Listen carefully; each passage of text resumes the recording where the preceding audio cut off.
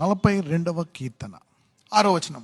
నా దేవా, నా ప్రాణము నాలో కృంగి ఉన్నది. కావున యోర్దాను ప్రదేశము నుండి, హెర్మోను పర్వతము నుండి, మిసారు కొండ నుండి నేను నిన్ను జ్ఞాపకం You చేసుకుని. see the power of remembrance. జ్ఞాపకము అనండి.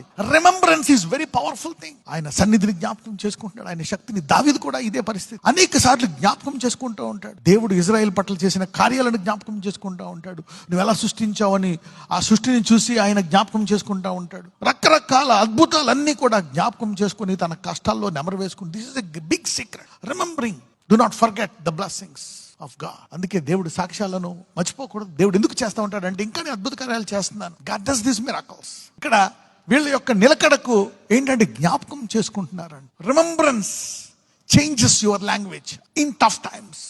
దేవుని యొక్క అద్భుతాలు, ఆయన చేసిన కార్యాలు నీవు జ్ఞాపకం చేసుకుంటే బాగున్నప్పుడు, బాగోలేనప్పుడు, కష్టకాలంలో కూడా నిలకడగా ఉంటావు. ఇతరులను నిలబెడతావు.